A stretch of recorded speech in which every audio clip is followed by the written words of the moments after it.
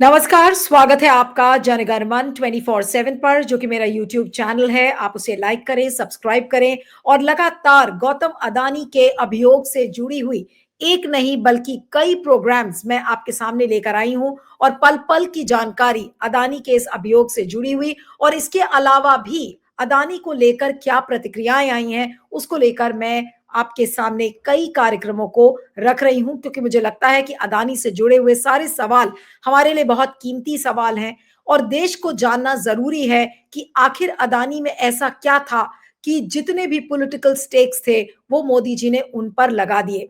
अब कल आपने देखा था कि यूएस डिपार्टमेंट ऑफ जस्टिस और यूएस सिक्योरिटीज एक्सचेंज कमीशन ने 54 पेज का एक आरोप पत्र पब्लिक डोमेन में रखा और कहा कि लगभग 2000 करोड़ रुपए की रिश्वतखोरी का आरोप गौतम अदानी पर लगा है। लेकिन अदानी की मुश्किलें अब खत्म ऐसा लगता है कि नहीं होंगी, क्योंकि जो अमेरिका में जिस तरीके का अभियोग उनके खिलाफ आया है, उस अभियोग के बाद कल केनिया की सरकार ने उनकी सारी डील्स को कैंसिल कर दिया और अब केनिया के बाद ऑस्ट्रेलिया में भी उनके लिए मुसीबतों का पहाड़ टूट पड़ा है। अब गौतम अदानी के खिलाफ ऑस्ट्रेलिया में शिकायतें भी दर्ज कराई गई हैं, लेकिन ये शिकायतें उनकी कोयला यूनिट में मानवाधिकार हनन और नस्लवाद को लेकर है, यानी कि ह्यूमन राइट्स वायलेशंस और रेसिज्म को लेकर कुछ समूहों ने शिकायत की है। जो क्वींसलैंड राज्य है, क्वींसलैंड राज्य में नगाना, यारबायन, वांगन और जंगलिंगो सांस्कृतिक संरक्षकों ने ये कहा है कि उन्होंने इस सप्ताह की शुरुआत में अडानी की जो कोयला यूनिट थी और जो बॉक्स माइनिंग एंड रिसोर्सेज पर गंभीर नस्लीय भेदभाव का आरोप लगाते हुए शिकायत दर्ज कराई है। इसी हफ्ते की बात है और गौतम अदानी पर यूएस में महारिश्वतखोरी के आरोप का अभियोग दर्ज किया गया है। यानी कि यूएस के बाद केनिया, केनिया के बाद अब ऑस्ट्रेलिया में भी अदानी के लिए मुसीबत शुरू हो गई है। अब इस ऑस्ट्रेलियाई मानवाधिकार समूह ने कहा है कि शिकायत में बताया गया है कि कैसे अडानी के जो कर्मचारियों ने आदिवासी समूह के सदस्यों को अडानी की कार्माइकल कोयला खदान के पास के जो झरने थे वहां तक पहुंचने से मौखिक और शारीरिक रूप से लोगों ने उसमें अड़चन डालने की कोशिश की है। ये उनका मेन आरोप है। लेकिन जो नगाना यारबायन के जो वरिष्ठ जो सांस्कृतिक संरक्षण है, जो मेन कल्चरल प्रोटेक्टर है जिनको कहा जाता है, उनका नाम है एड्रियन बुरागुब्बा। उन्होंने एक बयान में कहा है कि हम वर्षों से अडानी की कंपनी से भेदभाव और तिरस्कार सह रहे हैं और हम इसे अब और बर्दाश्त नहीं करेंगे। और बता दें कि 2014 में मोदी राज आने के बाद से ही अडानी ने यहाँ पंख फैलाने शुरू कर दिए थे। अब ये जो कल्चरल प्रोटेक्टर है, इनका ये भी कहना है कि हमारे वकीलों ने पिछले साल तमाम चिंता जताते हुए नोटिस भेजा था, लेकिन अडानी कंपनी ने कार्रवाई करने से बिल्कुल मना कर दिया, जिसके बाद से अडानी को उनके आचरण के बारे में नोटिस दिया गया। कानूनी सहारा ही हमारा एकमात्र जवाब है, उनका ये कहना है। ब्रावस के एक प्रवक्ता ने समूह के आरोपों को पूरी तरह से खारिज करते हुए कहा है कि यह ब्रावस की कहानी का अपना पक्ष बताने और उनके फैमिली काउंसिल के सदस्यों के साथ हमारी बातचीत के बारे में जनता के साथ तथ्य साझा करने से रोकने का एक प्रयास था। यानी कि जो भी उनकी कोशिश थी कि अपने रिचुअल्स को, अपने जो कल्चरल नॉलेज को शेयर करने से अडानी के समूह ने उनको मना किया। अब कंपनी ने कहा कि खदान क्वींसलैंड और ऑस्ट्रेलियाई कानून के अनुरूप और 2 साल से अधिक समय से सुरक्षित और जिम्मेदारी से काम कर रही है।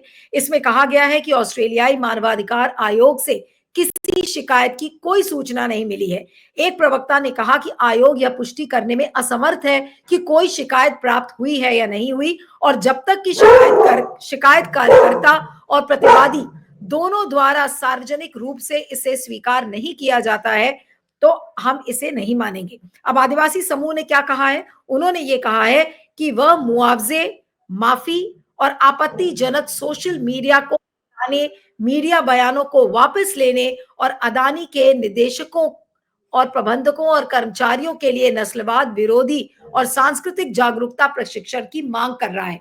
यानी कि ये जो पूरा कमीशन है, ये कह रहा है कि भाई आपने जो आपत्तिजनक सोशल मीडिया जो पोस्ट लगाई है इसमें आप मुआवजे की बात करिए, आप माफी की बात करिए, इसको लेकर उन्होंने एक जागरूकता फैलाने का काम किया है।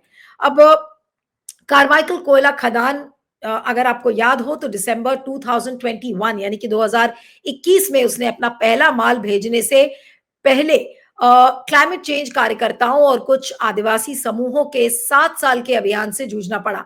अमेरिकी अभियोजकों द्वारा चेयरमैन गौतम अडानी पर कथित रिश्वतखोरी और धोखाधड़ी योजना के आरोप लगाए जाने के बाद शुक्रवार को अडानी समूह की कंपनियों के शेयरों में लगातार दूसरे दिन गिरावट दिखी है। यानी कि अडानी के लिए जो मुसीबतों का पहाड़ है वो बिल्कुल टूट पड़ा है। और ऐसा नहीं है कि इसके अलावा भी आप देखिए कि बांग्लादेश का हाई कोर्ट है, वहां भी अडानी की जो पावर डील्स है उसको लेकर बहुत सारे सवाल खड़े हैं। वहां के कोर्ट ने कहा है कि एक कमेटी बनाई जाए 1 महीने के अंदर, और उस कमेटी को ठीक 2 महीने के अंदर अपनी एक रिपोर्ट सौंपनी होगी। यानी कि अडानी की जो पावर डील है बांग्लादेश की, वो खटाई में पड़ चुकी है। केनिया की जो सरकार है, केनिया के जो राष्ट्रपति है, कल उन्होंने ऑलरेडी विलियम रूटो ने एक संसद के अंदर ये कहा कि अडानी के साथ जितनी भी डील्स हैं वो कैंसिल कर दी गई है, और उसका आधार यूएस इंडाइटमेंट रिपोर्ट है। यानी कि जो अभियोग अमेरिका में आया है उसको लेकर उसी को आधार बनाते हुए केनिया की सरकार ने सारे डील्स को कैंसिल कर दिया है। और अब ये एक नई मुसीबत कार्माइकल कोल माइन जो अडानी की है ऑस्ट्रेलिया में, उसको लेकर एक नई मुसीबत है कि वहां पर उनके ऊपर यह आरोप है कि उन्होंने मानवाधिकार उल्लंघन किया है। वहां की जो नेटिव पॉपुलेशन है, यानी कि जो वहां की आदिवासी पॉपुलेशन है, उसको मौखिक और शारीरिक रूप से रोकने की कोशिश की गई है। तो ये मामला अगर ह्यूमन राइट्स का तूल पकड़ता है तो ये एक और मुसीबत अडानी के गले पड़ सकती है। यानी कि अडानी का जो जो किस्मत का ग्राफ अब अगर आप जिसे कहें तो वो वाकई में नीचे गिरता जा रहा है। लेकिन कब तक मोदी जी या पूरी बीजेपी अडानी को बचाएगी? अगर इंटरनेशनल लेवल पर ये आरोप लग रहे हैं कि उन्होंने मानवाधिकार उल्लंघन किया है, तो उसको कैसे बचाएंगे गौतम अडानी, कैसे बचाएगी बीजेपी उनको? और जो यूएस इंडाइटमेंट की जो रिपोर्ट है वो तो अपने आप में ही एक कड़ी कमेंट्री है गौतम अडानी के ऊपर। यानी कि गौतम अडानी सिर्फ केवल रिश्वतखोरी या जालसाजी ही नहीं करते, लेकिन साथ में मानवाधिकार का उल्लंघन भी करते हैं। ये साफ दर्शाता है कि पैसे कमाने की होड़ में गौतम अडानी एक मनुष्य होना भूल गए। और मनुष्य जब मैं कहती हूं तो एक मानवाधिकार का उनको कोई आइडिया नहीं है, और ऐसा लगता है कि उनको जो नेटिव पॉपुलेशन है उसके क्या कंसर्न्स हैं उससे गौतम अडानी को कोई मतलब नहीं है। तो ये वाकई में अडानी को काफी अपमानित करता है। और अगर इस तरीके की कंप्लेंट जो दर्ज की गई है वो वाकई में अडानी के लिए एक नई मुसीबत बनेगा। लेकिन इस मुसीबत से निजात कैसे पाएंगे गौतम अडानी? क्या मोदी जी से ही मदद लेंगे और तब उनको मदद की मिल पाएगी? ये देखना होगा। लेकिन अडानी के लिए मुसीबतों का पहाड़ टूट पड़ा है, लेकिन उनको एग्जिट डोर कहां से मिलेगा ये अभी समझ के बहुत ही परे है। आपका बहुत बहुत शुक्रिया जनगण मन 24/7 के साथ जुड़ने के लिए। Thank you very much.